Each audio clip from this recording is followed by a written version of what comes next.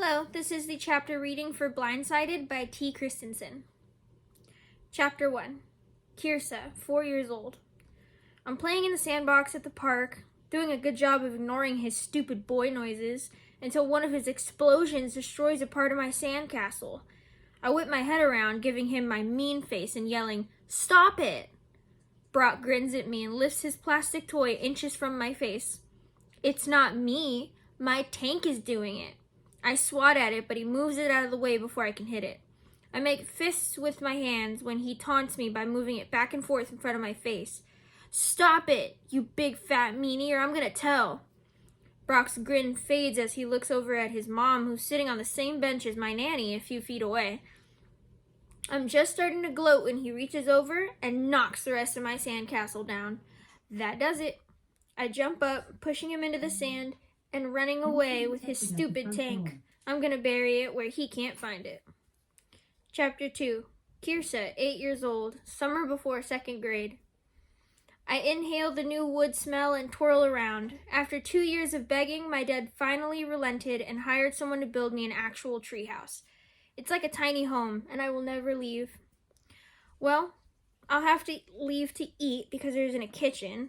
I already like it here better than at my house. When it gets dark at home, I can't see to the top of our tall ceilings, and it kind of scares me. I don't like my bedroom either. It looks like a princess lives in it. I don't mind the white canopy bed with the sparkling lights surrounding it. It's the bubblegum pink walls and all the silver, pink, and glittery stuff I hate. My mom was so excited as we picked out everything to make a Princess Kirsa room. I didn't have the guts to ruin her excitement and tell her I would have liked any color other than pink. Ever since I watched the movie The Sandlot, I've wanted my own treehouse. Miss Caggle, my nanny, pulled up pictures of treehouses online, and as soon as I saw this one, I knew it would be perfect. My parents are important doctors at the hospital, so I don't see them much. But when they were home, I was begging and pleading with them to get me this treehouse. Once you get up the stairs, there's an actual porch in front of it. I'm thinking about stealing one of the lawn chairs from the house to put there. Inside, the best part is the loft with room for a twin mattress. Underneath, there's a hammock hanging up by blue and green clips. There's even a small desk where I can do my homework if I want. A knock stops my twirling and I stare at the door. I know it's not Brock. He would just barge in. I sneak to the windows by the door and peek out, spotting a girl I've never seen before. She would fit perfectly in my Princess Kirsa bedroom. The front of her long, wavy blonde hair is pulled back in some sort of intricate braid. The rays of sun shining through the trees make her earrings look like diamonds. She has on a long pink maxi dress and a jean jacket. The only time I would dress so fancy is if Miss Caggle made me.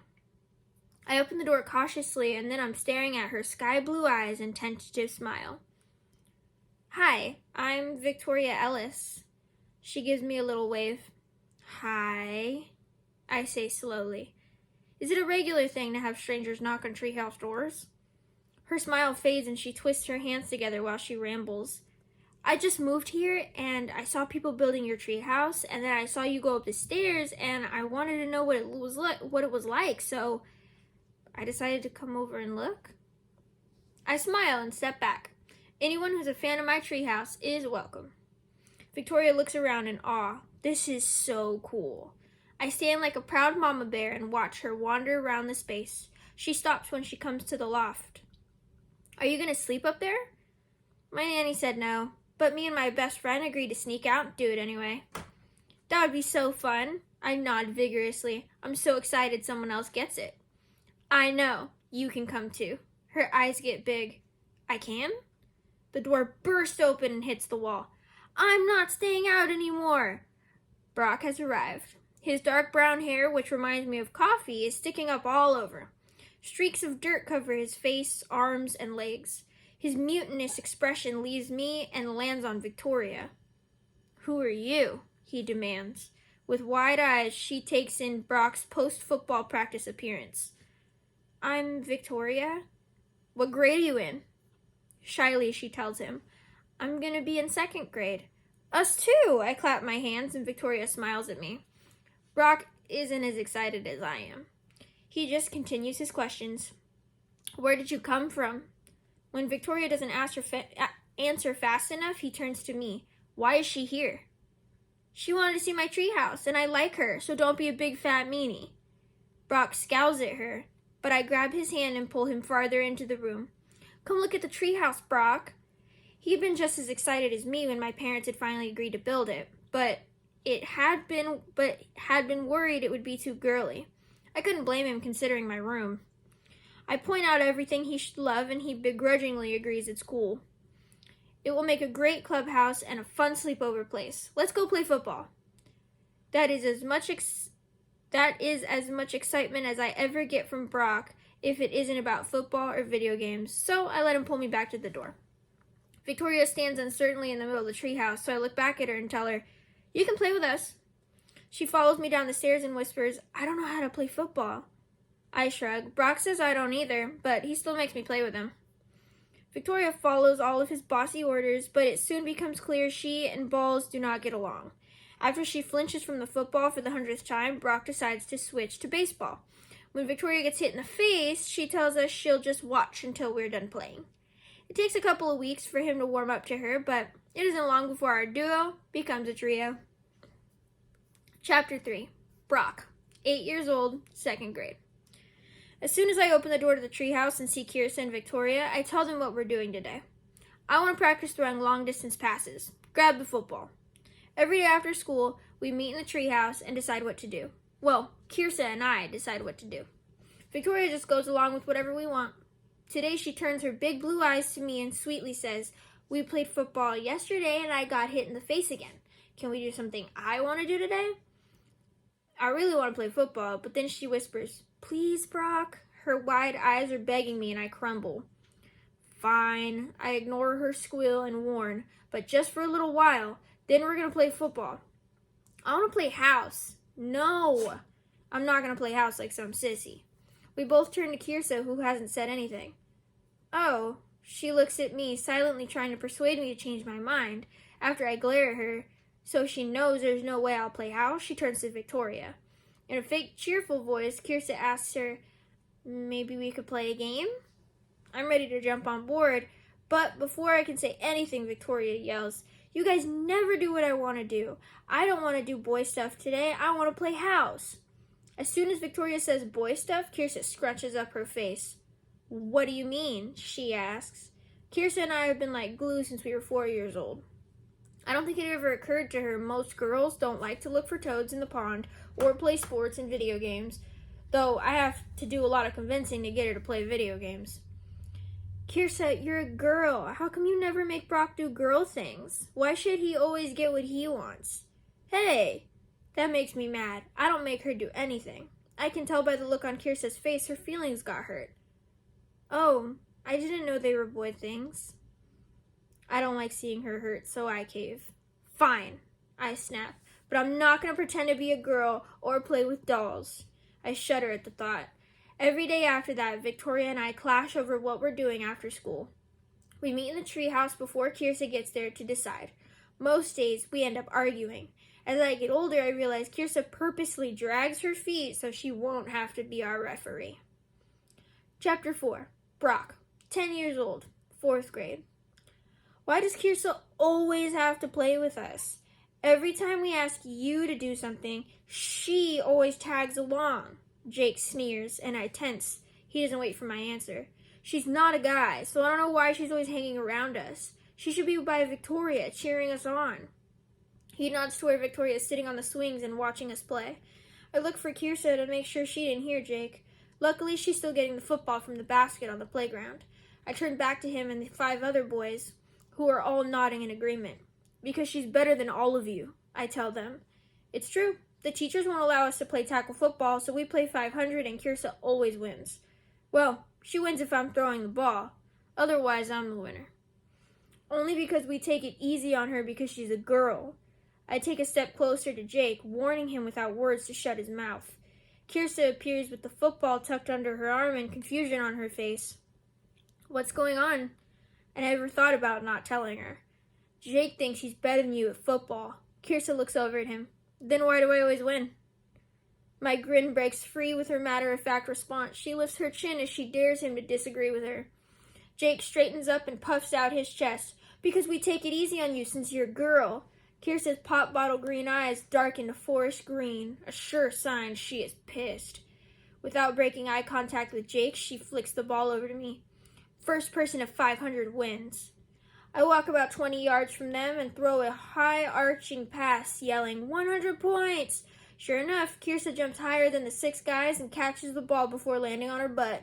Still holding the ball, she springs up and around. You can't push me, Jake! He shrugs. That's how the boys play, Kirsta. Not after the ball's already caught, jackass, I yell as I stalk over. Kirsta intercepts my path to Jake, throwing the ball back to me before gritting out, just throw it again, Brock. Sparks are coming from her eyes as she stands there determinedly. I throw a warning glance at Jake, who glares at me. I walk back as all 6 of them gather around Kirsta. This time, just as I release the ball, she sprawls forward. Kirsta hits the ground before the ball's even close to the group. Her hands can't stop her in time, and the side of her face lands on the unforgiving black asphalt of the playground. Toby stuck his foot out as Jake pushed Kirsta from behind. I see red as I stalk towards the group. Jake is high-fiving Toby and doesn't see me coming. I don't hesitate. I raise my arm and punch him in the face. Ignoring the teacher's whistles, I turn and punch Toby in the stomach. Both of them are on the ground before the teachers can come between us. Brock, go to the office, now. I look over at my 4th grade teacher, Mrs. Handel, and then turn to make sure Kirsta is okay. Victoria is beside her, helping her up. She looks dazed, and the scrape on her cheek makes my red haze return. Mrs. Handel steps closer to me before I can go after Toby and Jake again. Office, now, Mr. Morano. I stride to the office. My punishment is in-school suspension. Chapter 5. Kirsta, 12 years old, 7th grade. Hi, Mrs. Moreno. I greet Brock's mom as she opens the door. Kirsta, how many times have I told you it's okay to call me Gabby? I shrug. She's been telling me that for years, but I can't do it. Mrs. Moreno is like a second mom to me, and it feels weird to call a parent by their first name. She shakes her head, but she's still smiling as she steps back from the entry. Can you help me carry the snacks into the living room? My mouth waters. Did you make chocolate chip cookies? I ask hopefully. Mrs. Moreno laughs as we make our way to the kitchen. It's the Super Bowl. Of course I made your favorite cookie. I look at the rest of the food on the counter. Holy cow, how many people are coming? My gut twists. Brock told me a couple of the guys were coming, but all this food makes me realize it's more than 2. Well, at last count, it was 20. I don't comment as I pick up a bowl of chips, the cookies, and a couple dips. Brock is easily the most popular guy in school. The other guys worship him because of his mastery of every sport offered in middle school. The girls are in love with him because of how he looks playing those sports. He isn't a gangly middle school kid. He has lean, defined muscles set off by his deep tan skin. I would never tell anyone this, but Brock gives me goosebumps when I watch him play sports. There's just something so appealing about watching his confidence and prowess when he's playing. His grades come as effortlessly to him as his athletic skills. He studies, but not as much as I do, and we get the same grades. He's nice to everyone, which would explain why there are so many guys coming over today. Unfortunately, most of his other friends don't like me. They want Brock to themselves and do their best to discourage me from hanging out with them. I've stayed home while Brock's gone to some of his guy friends' house before, but he always complains they don't play football or whatever activity they're doing as well as I do and drags me with him the next time he goes. I don't argue too much. It always gives me a warm, fuzzy feeling knowing Brock prefers my company over theirs. Ever since he punched Jake in the face, the guys have learned not to insult or slight me in front of him. They still do it, but it's subtle. They say hi to me when I arrive and then ignore me the rest of the time. If Brock isn't around, they don't even bother acknowledging my presence. I never tell him because he gets upset when he thinks someone is disrespecting me. Ever since he got in school suspension in 4th grade, I make sure to fight my own battles out of his sight. I breathe a sigh of relief when I get to the room where the Super Bowl party will be. No one is here yet. I place the snacks on the table, walk over to the couch, and plop down next to Brock to tear his attention away from the pregame show. Hey, how come you didn't tell me your mom was making chocolate chip cookies? He grins, and I feel like I've been sucker punched. I call it his movie star smile. It's so carefree and happy, and with the way his whiskey eyes shine, it's hard not to be in awe of his looks, because I knew I wouldn't get any if I told you. He grabs the uneaten cookie out of my hand and stuffs it into his mouth. Hey, that was mine! He just laughs, and as always, Mrs. Moreno has my back. Thank you.